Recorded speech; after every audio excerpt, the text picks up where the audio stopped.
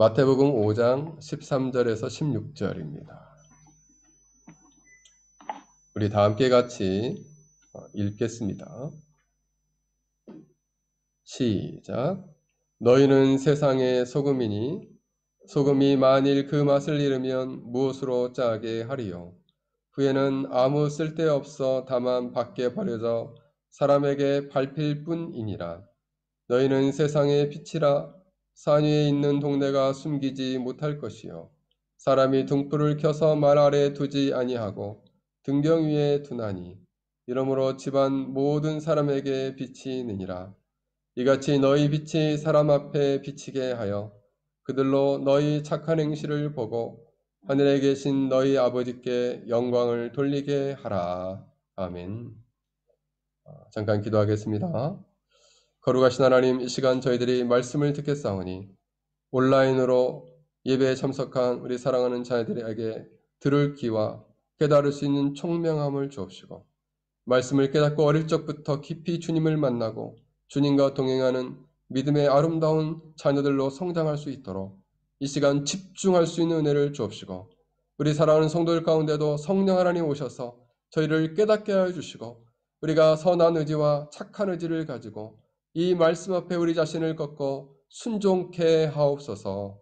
성령 하나님 역사하시기를 간절히 비오며 예수님의 이름으로 기도하옵나이다. 아멘.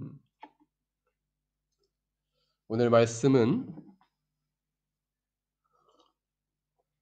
인생 시리즈 8번째 하나님의 영광을 돌리는 인생이라는 주제를 가지고 말씀을 전하고자 합니다. 하나님의 영광을 돌리는 인생. 영국의 유명한 청교도이자 설교자인 그리고 존 버년이라는 사람이 있습니다. 여러분도 잘 아시리라 생각이 듭니다. 이분은 원래 이 구두를 고치고 땜질하는 땜쟁이셨습니다. 땜쟁이. 그래서 초등학교밖에 나오지 않은 분이었는데 그때 당시에는 이제 설교자도 국가의 허락을 맡으라 이랬는데 이제 이분은 견디질 못하고 나아가서 복음을 전하다가 감옥에 갇히게 되었습니다. 근데 이 사람이 이렇게 배운 것이 없었는데도 불구하고 너무 놀랍게도 하나님이 귀하게 들어 쓰셔가지고 이 영국 전체에 강력한 영적인 영향을 미쳐요. 그래서 당대의 가장 석학이라고 하는 존 우엔이 이 존 버년의 설교를 듣기 위해서 갑니다. 그때 왕이 묻습니다. 아니 당신 같은 그런 가장 탁월한 천재 같은 석학이 어떻게 그렇게 초등학교밖에 나오지 못한 존 버년의 설교를 들으러 갑니까? 했을 때 제가 그분과 같이 설교할 수만 있다면 그분과 같이 다시 설교할 수만 있다면 저는 1000번이고 10,000번이라도 가겠습니다 하면서 그 예배에 참석했다고 합니다. 근데 이 존 버년이라는 사람이 이 전도자인 존 버년이 이제 사형 선고를 받고 사형수가 되었습니다. 그래서 감옥에 갇혀 있는데 어느 날은 너무 죽는 것이 두려웠습니다. 그래서 이 죽는 것이 너무 두려운데 두려운 게 또 하나가 있는 거예요. 그것이 바로 뭐냐면 자기가 이 사형대에 올라가서 사형대에 사닥다리를 올라가가지고 벌벌벌 떨고 떨고 얼굴이 헬쓱해 있으면 많은 사람들이 이 모습을 보고 어떻게 생각할까? 내가 이 죽음을 너무 두려워하게 될 때 사람들이 야, 예수를 믿는 복음도 소용없어. 저렇게 죽음 때문에 두려워하잖아 라는 복음에 대한 불신을 가질까 봐 한편으로 두렵고 또 하나는 뭐냐면 이렇게 내가 복음을 전하고 설교자로서 살았는데 죽음을 생각하고 벌벌벌 떨게 된다면 하나님의 영광이 가리워지지 않을까라는 두려움을 갖게 되었다는 거예요. 그런데 그 마음 가운데 이 두려움 속에 기도할 때 내가 죽든지 살든지 주께서 나를 온전히 붙들어 주실 것이다 라는 하나님의 강한 확신을 하나님이 불어넣어 주셨습니다. 그래서 이제는 나는 이 죽음 앞에 담대하게 설 것이다. 그리하여 승리할 것이다. 내가 승리하면 주님께 영광이요. 내가 패배하면 주님의 영광을 가리우고 주님께 욕을 끼치게 될 것이다. 이런 마음을 가지고 이 두려움을 극복했다고 합니다. 그래서 존 버녀는 이처럼 주님의 영광, 자기가 죽을 때라도 죽을 때에 가까운 그 시점에도 주님의 영광을 생각하였다라는 것이죠.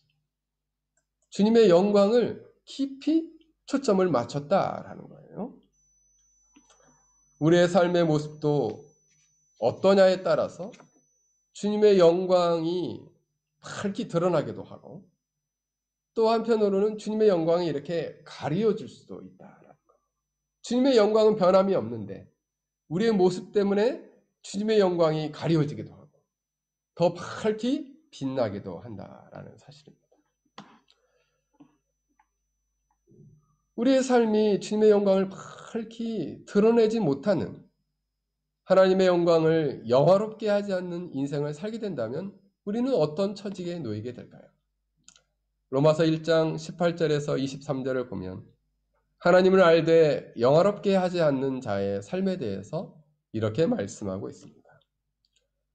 하나님의 진노가 불의로 진리를 막는 사람들의 모든 경건치 않음과 불의에 대하여 하늘로부터 나타나나니 이는 하나님을 알만한 것이 그들 속에 보임이라. 하나님께서 이를 그들에게 보이셨느니라. 창세로부터 그의 보이지 아니하는 것들 곧 그의 영원하신 능력과 신성이 그가 만드신 만물에 분명히 보여 알려졌나니 그러므로 그들이 핑계하지 못할지니라. 하나님을 알되 하나님을 영화롭게 아니하고 감사하지 아니하고 오히려 그 생각이 허망하며 미련한 마음이 어두워졌나니 스스로 지혜 있다 하나 어리석게 되어 썩지 아니하는 하나님의 영광을 썩어질 사람과 새와 짐승과 기어다니는 동물 모양의 우상으로 바꾸었느니라. 이렇게 말씀하고 있습니다. 우리가 늘 배웠던 말씀처럼 웨스터민스터 소기름 문답 1번에는 인간의 제일된 목적은 무엇입니까? 인간의 최고 목적은 하나님을 영화롭게 하고 영원토록 하나님을 즐거워하는 것입니다. 이렇게 말씀하고 있어요. 하나님을 영화롭게 한다는 것, 즉 하나님께 영광을 돌린다는 것은 어떤 의미가 있을까요? 이것은 하나님께 존엄함과 하나님께 중요함과 중대한 특별한 의미를 부여하여 하나님께 최고의 영예를 돌린다라는 의미가 있는 것이죠. 그래서 여러분 고린도전서 15장에 보면 하나님께서 태양의 영광이 있고 별의 영광이 있고 우리의 영광이 있고 동물의 영광이 있다 이렇게 말하고 있습니다. 영광이 각각 있다. 그런데 하나님은 자신의 영광을 이 피조물들에게 나누어 주지는 않는다는 거예요. 하나님께서는 피조 세계에 특정한 영광을 부여하시지만 그 피조 세계는 하나님의 영광을 반영하도록 드러내도록 하는 것이지 하나님의 영광을 나누어서 부여해 주지는 않는다는 거예요. 그 영광을 인간에게 부여해 주지 않고 피조물들에게 부여해 주지 않는다는 거죠. 즉 피조물과 하나님의 지위를 똑같이 동일하게 놓고 보지를 않는다는 거죠. 그래서 그럼에도 불구하고 인간은 존엄하다 이렇게 얘기하죠. 존엄하다는 얘기는 한 개인을 가치 있고 존중받고 윤리적 대우를 받을 수 있는 권리가 있는 존재로 보는 것입니다.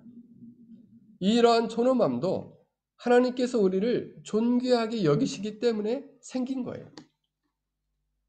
하나님이 우리를 중요하게 여기심으로 우리가 중요하게 되었고 존엄하게 여기심으로 우리가 존엄하게 되었다는 사실이죠. 한 목사님의 간증을 들으니 그분은 이런 얘기를 하십니다. 한 재판장이 재판을 하면서 인간이 존엄하다, 계속적으로 세뇌교육을 받아서 존엄하다라고 판결을 했는데 이런 의문이 들었다는 거죠. 이 인간의 존엄함은 어디서 비롯되었는가? 그래서 그 답을 찾고자 판사를 그만두고 해외 유학을 가서 철학을 공부했다는 얘기를, 이러한 간증을 들어봤습니다.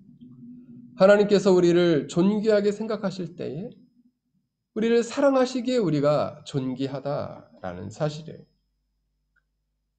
하나님께서 만약 자신의 영광을 우리에게 주시지 않지만 우리 안에 그 영광을 반영하도록 하셨다라는 거예요.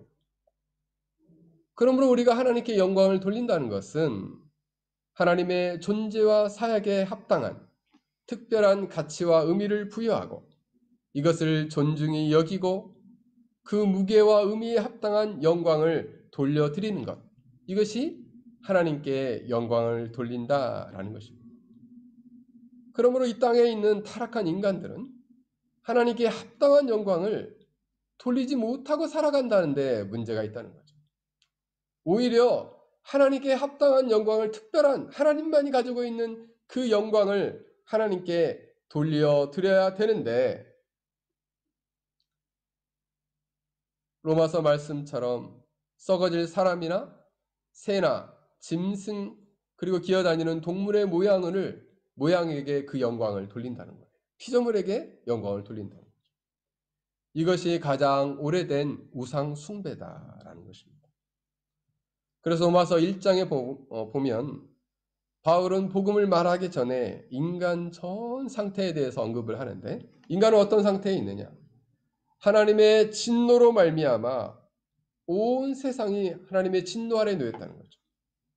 하나님의 진노가 온 세상에 나타난 이유는 이 사람들이 불경건하고 불의하기 때문이다. 인간은 이 불의함과 불경건함 때문에 하나님께서 우리에게 계시하신 하나님의 영광을 거부하고 억누르고 방해하고 억압하고 억제하고 인정하지 않게 되었다. 그래서 하나님께 합당한 영광과 경배를 거부하게 되었다라는 사실입니다. 미국의 이제 개혁신학자 중에 R.C. 스프롤이라는 목사님이 계십니다. 그분이 최근에 한 강의를 제가 한번 들었는데 그분에게 어떤 분이 질문을 했어요. 어떤 질문을 했냐면 예수 그리스도를 모르는 결백한 아프리카 원주민들이 만약 죽게 된다면 그들은 하나님에 대해서 들어보지 못한 이들이 예수 그리스도를 거부했다고 해서 저들이 처벌당하나요?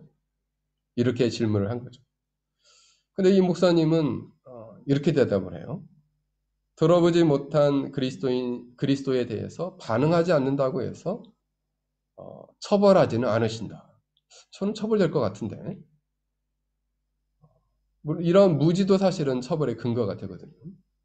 하지만 그들이 이 대답에 안도의 숨을 쉬기 전에 이렇게 얘기를 하시는 거죠. 예수 그리스도가 오기 전에 이미 모든 인간은 하나님께 고소당했다. 바울은 벌써 이 말씀을 로마서 1장에 말하고 있다는 거죠. 지구상의 모든 인간은 하나님의 진노에 노출되었고 그 이유는 한 번도 들어보지 못한 예수를 거부해서가 아니라 모든 인간은 명백하게 드러난 하나님을 거부했기 때문이다. 이것이 사도 바울의 고백이라는 것이죠. 바로 오늘 제가 말씀드린 로마서 1장 18절에서 21절까지의 말씀입니다. 19절에 보면 이들은 하나님을 알만한 것을 그들 속에 보임이라 하나님께서 이들을 그들에게 이미 보이셨다라고 말씀하고 있어요. 하나님은 분명히 보이셨다는 거죠. 뭘 보이셨다는 거죠? 보이지 않으시는데. 보이지 않는 하나님과 하나님의 속성을 창조를 통해서 나타내시고 피조 세계에 보이지 않는 하나님의 속성을 목격하도록 하셨다는 거죠. 하나님의 영원한 능력과 신성을 만물 속에서 알리셨다는 거예요. 그 신성의 충만함은 하나님의 무한한 지식으로 충만한 하나님의 이해에 충만하며 하나님의 무한한 덕과 거룩, 무한한 기쁨과 행복으로 나타나는 하나님의 의지의 충만, 쉽게 말하면 하나님의 지식과 의지의 충만함이 그 신성이 온 창조물에 나타났다는 거예요. 그분의 위대함이 나타나고 그분의 도덕적, 내적 탁월함과 아름다움이 나타나서 너희는 핑계하지 못할 것이다. 근데 사람들이 우리는 기독교 문화가 아니라 다른 문화권에서 태어나서 예수 그리스도에 대해서는 들어보지도 못했습니다. 라고 심판날에 변명할 수 있다는 거죠. 그들은 우리는 무지할 수밖에 없었어요. 라고 그 무지에 호소한다는 거예요. 그래서 우리는 하나님 아버지를 거부할 수밖에 없었습니다. 우리는 몰랐어요. 라고 변명하게 된다는 거예요. 그런데 성경에서 바울은 하나님은 분명히 너희들에게 나타나셨다. 그의 지식을 너희들의 생각과 마음 안에 효과적으로 드러내셨다. 그래서 너희들은 핑계치 못할 것이다. 라고 바울이 말했다라는 거죠. 그래서 여러분 잘 들으십시오. 오늘 성경은 뭐라고 말하냐면 너희가 하나님을 알되 하나님을 영화롭게 하지 못했다. 죄는 하나님을 알았는데 하나님을 영화롭게 하지 못한 것이 죄다라는 거예요. 그래서 하나님의 진노가 너희의 불의와 불경건을 향하여 나타난다. 이렇게 말씀하고 있는 거예요. 하나님의 진노가 너희의 불의와 불경건 앞에 나타난다는 거예요. 하나님을 알되 하나님을 영화롭게 하지 않는 것이 불의요 불경건인 것입니다. 그래서 너희들은 하나님의 진노를 당하게 될 것이다. 사랑하는 성도 여러분, 여러분 하나님을 아십니까? 모르십니까? 만약 여러분이 하나님을 알고도 하나님을 영화롭게 하지 않는다면 그것은 불경건이요 불의한 삶인 것입니다. 그 삶은 반드시 하나님의 진노가 쫓아가서 그것을 심판하실 거예요. 우리는 하나님을 바로 알 뿐만 아니라 그분께 합당한 존엄성과 중요함과 특별하고 중대한 최고의 영예를 돌려드려야 합니다. 그렇지 않으면 하나님의 무서운 심판에 직면하게 될 것입니다. 하나님을 알고도 하나님을 영화롭게 하지 않는 이 온 세상의 불의와 불경건을 향해서 하나님은 심판하실 것입니다. 우리 사랑하는 성도 여러분, 이러한 불의와 불경건을 향한 하나님의 심판에서 벗어날 수 있기를 주의 이름으로 간절히 축원합니다. 그렇다면 우리가 하나님을 알고 하나님을 영화롭게 하는 인생을 어떻게 살 수 있겠느냐는 거예요. 어떻게 구체적으로 할 수 있는가? 첫 번째, 우리는 하나님을 아는 그리스도인으로서 올바른 예배로서 삼위일체 하나님께 영광을 돌리는 인생을 살아가야 합니다. 가장 첫 번째는 올바른 예배, 의식으로서의 올바른 예배, 경건한 예배를 통해서 하나님께 합당한 영광을 돌리며 살아가야 한다는 거예요. 요한복음 4장 23절에서 24절을 보면 아버지께 참되게 예배하는 자는 영과 진리로 예배할 때가 오나니 곧 이때라. 아버지께는 자기에게 이렇게 예배하는 자를 찾으시느니라. 하나님은 영이시니 예배하는 자가 영과 진리로 예배할지니라. 성령과 진리로 예배할지니라 말씀하고 있습니다. 여러분, 교회사 속에 종교개혁을 일으켰던 루터의 가장 큰 관심사는 오직 믿음, 솔라 피데였습니다. 오직 믿음으로. 이것은 불같은 폭풍을 일으켰죠. 그래서 이 종교개혁은 독일뿐만 아니라 영국, 스코틀랜드, 스위스까지 번져가게 되었습니다. 이때 스위스에서 프랑스에서 태어나긴 했지만 이 스위스 제네바를 중심으로 위대한 종교개혁자 2세대인 칼빈이 나타났습니다. 칼빈은 역사적 개혁주의 신학의 교리를 체계한 사람이었습니다. 칼빈은 루터에게 빚을 졌습니다. 칼빈은 루터보다 어렸고 루터를 무척 존경했습니다. 칼빈이 주장한 예정론도 사실 루터에게 배운 것이고 루터는 아우구스티누스한테 배운 것입니다. 예정론에 대한 내용은 칼빈이 가장 많이 말을 했다고 하는데 저작들도 보면 루터가 훨씬 더 많다라는 사실은 놀라운 일입니다. 그런데 칼빈은 믿음으로 말미암는 칭의 교리를 칭의 교리의 중요성을 받아들이면서도 루터와 맥을 함께 했어요. 근데 이것보다도 더 관심을 기울이는 것이 하나가 있었는데 이 칼빈은 바로 예배였습니다. 예배.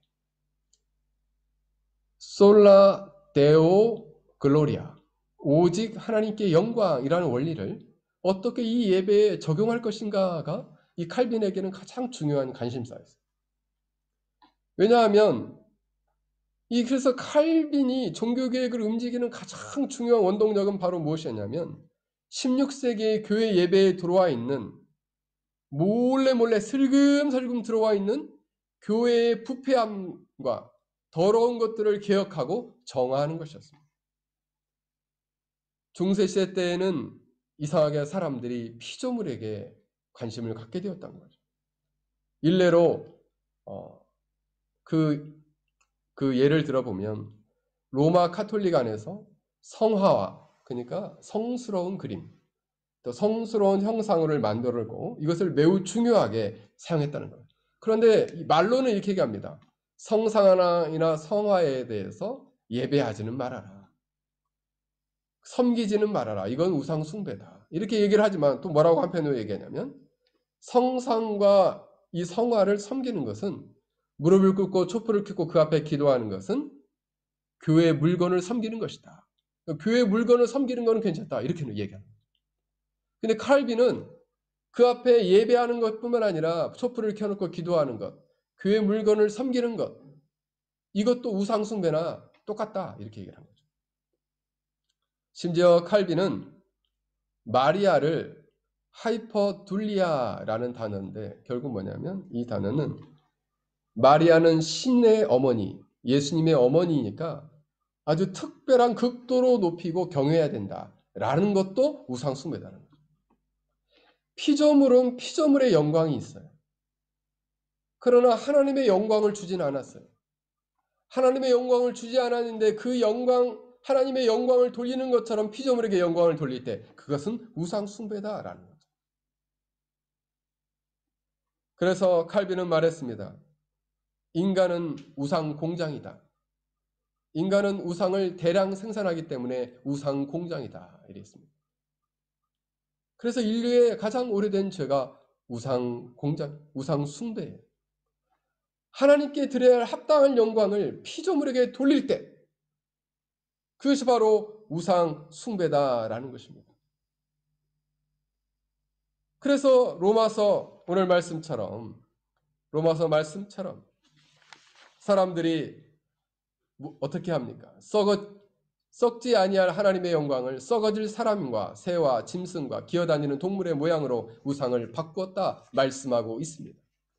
8장 23절이에요. 로마서 8장 23절. 그러므로 칼빈은 이런 이 카톨릭에서 드리고 있는 모든 성상의 숭배, 성물의 숭배, 이런 것들을 우상 숭배라 규정하였고 그런 잘못된 예배에서 돌이켜야 된다라고 주장했던 것입니다.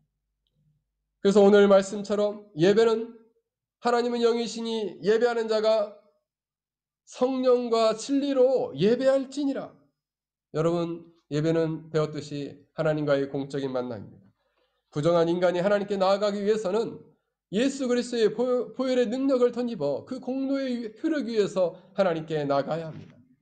예수 그리스도의 보혈의 공로의 효력은 마태복음 26장 28절에 보면 이것은 죄 사함을 얻게 하려 많은 사람을 위하여 흘리는 바 나의 피 곧 언약의 피니라. 죄 사함의 보혈의 능력이 있어요. 요한일서 1장 7절에 보면 그 아들 예수 그리스도의 피는 우리를 모든 죄에서 깨끗하게 하신다. 우리의 죄를 깨끗하게 하시는 능력이 있습니다. 고린도서 1장 20절에 보면 그의 십자가의 피로 화평을 이루신다. 이 보혈의 능력은 화평을 이루는 능력이 있어요. 에베소 2장 13절에 보면 너희가 그리스도 예수 안에서 그리스도의 피로 가까워졌다. 예수 그리스도의 피로 말미암아 하나님께 가까이 나아갈 수 있게 된 것입니다. 이 예수 그리스도의 피로 우리의 영혼이 영생에 이르게 된 것입니다. 이 효력을 의지하여 용서받은 죄인이 하나님께 나아가서 합당한 예배와 영광을 올려드리는 것입니다. 여러분, 하나님께서 죄인들이 하나님께 나아가서 예배할 때 어떤 마음을 가져야 되냐면 자신을 구원해 준 영광이 모두 하나님의 주권에 있음을 감사하는 마음으로 예배해야 합니다. 그래서 감사와 감사의 찬양과 간구와 예물로 나아가고 하나님께서는 경배하는 자에게 말씀과 은혜를 주시고 감사와 찬양을 드린 자에게는 기쁨을 주시고 간구하는 자에게는 응답해 주시고 예물을 드린 자에게는 축복해 주시는 것입니다. 하나님 성령과 진리 안에 하나님을 만나게 될 때 우리에게는 거룩한 진리의 말씀의 교훈과 감동과 감화가 있습니다. 감사와 찬양과 간구와 예물을 드릴 때에는 교제와 기쁨으로 우리를 충만케 해주시고 우리를 만나 주신다라는 사실입니다. 그러므로 하나님의 형상을 가진 우리는 예배를 통해 하나님을 만나고 그리고 합당한 찬양과 경배와 그리고 찬양과 간구와 예물을 드려야 한다 하는 것입니다. 이때에 우리는 하나님께 효과적인 영광을 돌릴 수 있게 됩니다. 예배만이 하나님께 영광을 돌리는 가장 효과적인 수단이고 기초요, 근본이요, 핵심이다. 나는 삶으로서 하나님께 영광을 돌린다. 아, 좋지요. 그러나 나는 예배를 드리진 않는다. 그 알맹이 빠진 거죠. 알맹이 빠진. 그러므로 여러분 예배를 소홀히 해서는 절대 안 됩니다. 예배를 소홀히 하는 자는 하나님께 합당한 영광을 돌리지 않는 자입니다. 그러므로 우리가 주일날 드리는 예배, 이 예배는 정말 공적인 예배는 절대 빠져서는 안 돼요. 항상 자기 삶의 중심에 있어야 한다는 것이죠. 성령과 진리 안에서 예배를 드릴 때 최종적인 목적인 하나님께 영광, 솔라 데오 글로리아, 합당한 최고의 영예를 올려드리는 것은 합당한 예배다라는 사실입니다. 세계적인 유명한 중세의 고전 음악가인 요한 세바스찬 바흐라는 사람이 있습니다. 저도 요한 세바스찬 바흐 곡을 굉장히 좋아하는데 클래식 중에 제일 좋아하는 곡인데 여러분도 잘 아시는 지장죄의 아리아가 있죠. 지장죄의 아리아. 이 천재적인 작곡가는 항상 자신이 작곡한 이 곡, 이 악보 밑에 뭐라고 써놨냐면 솔라 데오 글로리아, 이걸 항상 써놨어요. 하나님께 영광을. 내가 이렇게 작곡해서 찬양을 드리는 것도 그는 의식적으로 하나님을 높이고 하나님의 백성들이 예배하고 찬양할 때 하나님께 영광을 온전히 돌리기 위해서 나는 이 곡을 작곡한다라는 마음으로 늘 작곡했다는 거예요. 사랑하는 성도 여러분, 우리 인생에서 하나님께 영광을 돌리기 위해서 가장 먼저 회복해야 할 것은 예배 회복입니다. 그래서 우리가 예배를 드릴 때도 아주 경건한 태도로 하나님께 합당한 예배를 드릴 수 있는 모습으로 우리가 예배를 드려야 되는 거예요. 가장 단정한 모습으로, 가장 올바른 자세를 가지고 하나님께 영광을 돌려야 되는 거죠. 왜? 하나님은 그렇게 영광을 받으실 만한 합당한 분이세요. 그러므로 우리는 하나님을 만나 배울 때도 우리의 마음과 영혼과 우리의 삶의 예의를 갖추고 예배하고 이제는 설교자를 통해서 말씀하시는 하나님의 음성에 귀를 기울이고 그 말씀에 담겨진 하나님의 뜻과 계획을 깨달아 그 뜻에 자발적인 선한 의지를 가지고 하나님이 말씀하시면 나는 순종하겠습니다라는 마음을 가지고 하나님께 나아가는 것이죠. 이렇게 우리는 예배를 통해 하나님께 영광을 돌리는 일에 목숨을 걸어야 합니다. 그래서 여러분들이 이렇게 선한 의지를 가지고 내가 예배를 통해서 하나님께 합당한 영광을 돌리는 이러한 인생을 살아야겠다라는 마음을 이 시간 결단할 수 있기를 주의 이름으로 간절히 축원합니다. 그렇다면 예배뿐만 아니라 우리가 하나님께 영광을 돌릴 수 있는 것은 무엇일까요? 그런 인생을 살기 위해서는 어떠한 인생을 살 수 있을까요? 그것은 바로 삶의 영역에서 착한 삶을 통해서 하나님께 영광을 돌린다. 오늘 16절 말씀을 보면 이같이 너희의 빛은 사람 앞에 비치게 하여 그들로 너희의 착한 행실을 보고 하늘에 계신 너희 아버지께 영광을 돌리게 하라. 착한 행실을 통해서 너희로 하나님께 영광을 돌리게 하라라는 거죠. 여러분, 그렇습니다. 오늘 주님의 말씀처럼 이건 주님이 직접 말씀하신 거예요. 신자의 인생은 빛된 인생을 살아서 사람들 앞을 비추고 사람들로 하여금 그 신자의 착한 행실을 보고 하나님께 영광을 돌리는 인생을 살라라는 거예요. 착하게 사십시오. 착하게. 근데 여러분, 우리가 여기서 생각해야 할 것은 주의할 점은 한 가지가 있어요. 뭐냐 하면 우리가 하나님의 영광을 생각할 때 하나님의 영광이 뭔가 좀 부족해서 우리가 그 부족을 메꿔준다라는 개념에서 하나님께 영광을 돌리는 것은 아닙니다. 우리가 하나님께 영광을 돌리든 안 돌리든 하나님의 영광은 변함이 없이 찬연히 빛나고 있어요. 그런데 우리가 그 영광을 가리울 수 있고 더 빛나게 할 수 있다는 거죠. 그렇다면 하나님께 영광을 착한 행실을 통해 드러날 수 있다면 그 착한 행실은 뭡니까? 원문에 보면 칼로스라는 단어가 쓰였는데 아름답고 마땅하고 잘하는 행동을 가리킵니다. 도덕적으로 선할 뿐만 아니라 다른 사람에게 귀감이 될 만한 착한 행실과 빛된 삶을 말하는 거예요. 진실하고 의롭고 선한 도덕적 삶을 나타내는 것이죠. 여러분, 여기서 말하는 도덕적 삶은 유교적인 도덕적 삶이 아닙니다. 하나님의 말씀, 도에 그 말씀에 합당한 삶, 덕, 하나님 말씀에 합당한 도덕을 말하는 것이죠. 오늘 본문은 마태복음에 나오면 이 착한 행실은 두 가지 단어로 나옵니다. 은유적인 표현인데 하나는 소금이고 하나는 빛이에요. 소금은 썩은 데를 부패하는 방지하는 효과를 갖는 것이죠. 그래서 부패한 세상을 방지하는 그 사람을 보고 아이고 나도 저렇게 살면 안 되겠다. 아유 내가 이렇게 살면 안 되겠다. 아니 그 사람의 삶을 보고 저렇게 살면 안 되겠다가 아니라 아유 나 이렇게 살면 안 되지. 자신의 잘못된 사람을 돌이키는 그런 삶을 살아가는 거예요. 이것이 소금 같은 삶이에요. 그리고 빛된 삶은 어떤 삶이냐? 그 사람의 모습, 생명이 충만하고 그 감출 수 없는 생명이 하나님을 사랑하고 영혼들을 사랑하고 영혼들을 위해서 진실하게 그들을 섬기는 삶을 보고 역시 다르긴 다르군요. 저 사람은 예수님 페낭 열린교회 성도인데 정말 저 사람의 삶은 반짝반짝하고 빛나는구나. 그죠? 그 행실이 반짝반짝 정말 그 유행가 가사처럼 샤방샤방하게 빛나는구나. 그죠? 샤방샤방하게 빛난다. 아유, 저 집사님은 어느 교회 다니셔? 페낭 열린교회 성도래. 아, 진짜?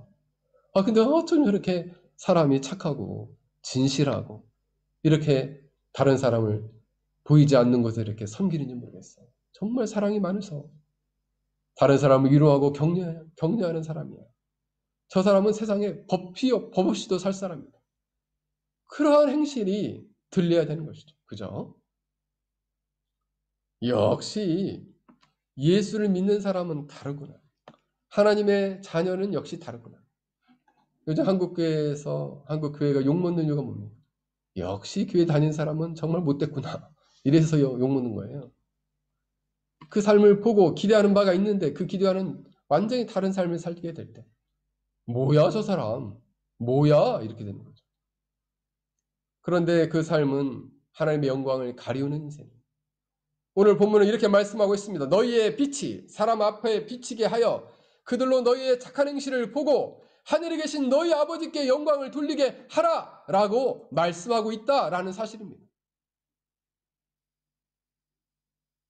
그래서 사랑하는 성도 여러분, 여러분의 진정한 신앙생활의 모습은 바르고 착해서 여러분 주위에 선한 영향력과 그리고 아름다운 모습에 영향을 끼칠 수 있기를 주의 이름으로 간절히 축원합니다.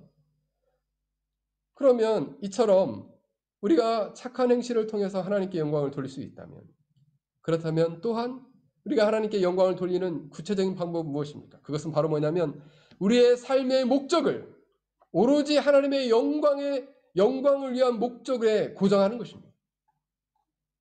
여러분의 삶의 목적을 하나님의 영광을 구하는 목적, 이것이 나의 삶의 최종적 목적이다라고 딱 고정하는 거예요. 신자의 삶의 목적은 바로 하나님의 영광을 추구하는 것입니다. 하나님의 존엄과 최고의 영예를 돌리는 것에 삶의 모든 초점을 거기에 맞추고 그리고 거기에 최고의 가치를 부여하는 것입니다. 그러나 우리가 영적으로 피폐해지거나 영적으로 하나님께 멀어지게 될 때에는 이렇게 하나님의 영광을 인정하고 그리고 그 영광을 자기 인생의 모든 목표로 세우고 그 목표를 향해 나아가는 일을 거부하게 되는 것입니다. 그러나 우리는 하나님의 영광을 우리 인생의 속에서 인정하고 이것을 최종적 목적으로 삼고 살아가야 한다는 거예요. 우리가 행하는 모든 일 속에서 밥 먹을 때나 공부할 때나 일할 때나 하나님의 영광을 인정하고 우리의 삶의 목표를 하나님의 영광에 두는 것이죠. 고린도서 10장 31절에 보면 그런즉 너희는 먹든지 마시든지 무엇을 하든지 다 하나님의 영광을 위하여 하라. 먹든지 마시든지 무엇을 하든지 하나님의 영광을 위하여 하라. 우리 학생들이 이제 학교에 가서 공부를 합니다. 공부를 열심히 할 때 하나님의 영광을 위해서 열심히 합니다. 제대로 하는 것입니다.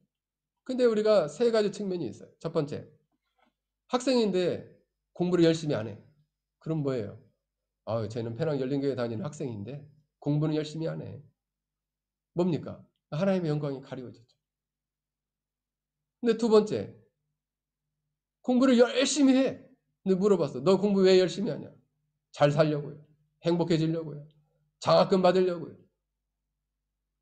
다른 사람이 나를 엄청 좋게 보잖아요. 그러면은 공부 열심히 하는 초점이 틀렸어요. 세 번째 묻습니다. 공부를 하는데 열심히 해. 너 이렇게 공부를 열심히 하니? 하나님 영광을 위해서 합니다. 그러면 그게 딱 맞는 거예요. 하나님의 영광을 위해서 열심히 하는 거예요. 여러분 직장에 나가서 일을 열심히 하는 것도 우리 자식 새끼들 다 먹여 살려야지. 우리 애들 학교 보내야 되니까 열심히 해야지. 아니에요. 직장에 나가서 일하는 것도 하나님의 영광을 위해서 하는 겁니다. 맛있는 밥을 먹는 것도 맛있는 커피, 음료수를 마시는 것도 자신의 행복을 위해서 아니라 하나님의 영광을 위해서 하는 것입니다. 단조롭게 우리가 설거지를 하는 것도 우리가 하나님의 영광을 위해서 하면 하나님의 영광이 되는 것입니다. 영국의 유명한 셰익스피어 극작가의 일화가 있습니다. 이 사람은 카페에 가서 일도 하고 글을 많이 썼는데 어느 날 카페에 가서 이제 글을 쓰다가 이렇게 보니까 거기에서 일하는 한 소년이 있는 거예요. 근데 이 소년은 카페에서 일하는데 막 신이 나가지고 기뻐가지고 막 그릇을 닦고 막 친절하게 인사를 하고 항상 즐거운 거예요. 그래서 물어봤어요. 너는 별로 중요한 일도 하는 것 같지 않은데 너 뭐가 그렇게 좋아서 맨날 룰루랄라 즐겁냐 이렇게 물어봤어요. 그랬더니 그 소년이 하는 얘기가 너무 놀랍습니다. 선생님, 저는 하나님께서 창조하신 이 세상의 한 부분을 늘 깨끗이 닦는 일을 하고 있습니다. 그래서 저는 이 일을 하고 있기 때문에 이 일을 통해서 저는 하나님께 영광을 돌리기 때문에 저는 너무 즐겁습니다. 이렇게 얘기했다는 거예요. 나는 하나님이 창조하신 이 세계의 한 부분을 깨끗이 닦고 있습니다. 그렇게 의미를 부여하면 그게 하나님께 영광이 되었다는 것입니다. 그 소년은 매우 단조로운 일을 했습니다. 식당을 깨끗이 청소하고 식사하고 나가면 손님이 나가면 그것을 치우는 일의 반복이었어요. 그러나 이 소년은 항상 그 작은 일 속에서도 하나님의 영광을 추구하는 삶을 살았다는 것이죠. 어떤 교수님이 영국 스코틀랜드에 갔는데 이 차를 타고 가다 보니까 요만한 오두막집이 하나 있는데 그 오두막집에 이렇게 쓰여 있는 거예요. 솔라 데오 글로리아. 하나님께 영광. 조그맣고 너무 오두막한 조그마한 집에 살면서 아예 집 밖에 그렇게 써서 붙여놓은 거예요. 너무 신기했다는 거죠. 몇백 년 된 집인데 이렇게 딱 쓰여져 있는 거죠. 그래서 그 집은 크고 화려하지 않고 작은 오두막이지만 그 집에 사는 그 주인은 그 집을 세우면서 목표를 세운 거죠.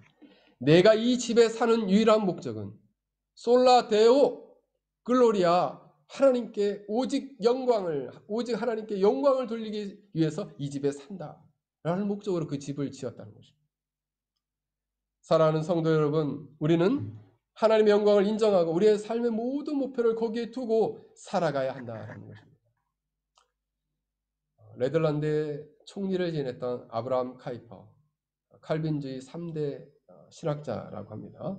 아브라함 카이퍼, 벤자민 워필드, 그 다음에 헤르만 바빙크, 이 세 사람을 3대 칼빈주의자라고 하는데 이 아브라함 카이퍼는 아주 중요한 사상을 그가 이야기했는데 그 중에 하나가 뭐냐면 영역주권이라는 사상입니다. 그 영역주권이라는 것은 바로 뭐냐면 세상에는 인간 사회는 다양한 영역이 있는데 이 다양한 영역은 바로 예수 그리스도께서 그가 주권을 가지고 그 다양한 영역 가운데 고유한 주권을 줬다는 거예요. 그래서 그 영역 안에 국가와 교회와 학문, 정치, 경제, 사회, 문화, 종교 예술, 스포츠, 교육, 이 모든 것을 포함하는 개념 안에 하나님이 고유의 주권을 줬다는 거죠. 국가는 자신의 주권을 침범당하지 않으면서 다양한 이 영역들의 경계선을 조화롭게 유지하고 조정해야 할 그 고유의 영역을 가지고 있다는 거죠. 그러나 개인의 삶을 국가가 통제하거나 억압하지 않도록 한다는 거예요. 이것은 창조주 하나님의 절대적 주권을 받아들일 때 가능하다는 것이고, 그리고 국가는 이 교회로 하여금 교회가 기독교적인 세계관을 가진 기독교 대학을 설립할 수 있는 길을 열어줘야 한다. 이것이 국가로서의 영역이다 봤습니다. 교회는 교회의 왕이신 그리스도께 복종하며 순수함을 유지하되 교회가 최고임을 학문에 강요해서는 안 되고, 또 자신에게 허용된 교회의 영역을 주장하며 하나님의 은혜로 살아야 한다라고 봤습니다. 특히 교회는 구원의 하나님의 절대적 주권을 인식하고 네덜란드 신앙고백서, 하이델베르그 신앙고백서, 도르트 신조동에 근거한 기독교 교육을 가르치는 기독교 대학을 설립해야 한다라고 했습니다. 그래서 알미니안이라는 자유주의나 로마 카톨릭에 의한 전체주의, 그런 알미니안에 의한 그 자유주의, 인본주의, 그리고 로마 카톨릭에 의한 전체주의에 빠지지 않도록 교회는 해야 한다. 그럼 학문은 어떻게 되느냐? 국가와 교회의 보호와 후원을 받지만 그것들의 간섭을 받지 말고 진리를 주권자로 삼아서 하나님과 세상에 대한 선명한 의식을 추구하고 국가에 기여하고 교회를 자신의 학문의 자녀로, 시녀로 전락시키지 않도록 해야 한다. 결국 이것은 무엇입니까? 각 분야에서 하나님의 주권을 인정하며 하나님께 영광을 돌리는 각 분야의 고유한 영역이 있다는 거예요. 그러나 조화롭게 유적인 조화를 가지면서 하나님께 영광을 돌리며 그 왕권 앞에 복종해야 된다는 거예요. 모든 영역에서 그리스도의 주권과 하나님의 주권을 인정하고 합당한 영광을 돌리는 것이 영역 주권이다라는 표현입니다. 사랑하는 성도 여러분, 우리는 천주교인들은 구원받기 위해서 신앙생활을 합니다. 그러나 크리스찬은 그렇지 않습니다. 크리스찬은 이미 구원받은 삶을 감사하고 그 안에서 의로워진 것을 감사하고 자신의 삶의 모든 영역에서 하나님의 주권을 인정하고 하나님께 합당한 최고의 영혼을 돌리는 삶을 살아야 되는 것이 크리스찬의 삶인 것입니다. 여러분이 살고 있는 삶에서 여러분 하나님의 주권을 인정하십시오. 그리고 그곳에서 하나님의 뜻을 실현하고 진리의 말씀에 순종하고 이러므로써 착한 행실을 통해서 하나님의 영광을 밝히 드러내는 삶을 살아야 한다라는 것입니다. 사랑하는 성도 여러분, 이러한 인생을 살아감으로 말미암아 여러분들이 최고의 복된 인생이요 합당한 인생이 되기를 주 이름으로 간절히 축원합니다. 우리 같이 기도하겠습니다. 오늘 우리 말씀을 생각하며 같이 기도하겠습니다. 우리에게 이러한 은혜를 주시도록 우리 한번 같이 기도하겠습니다.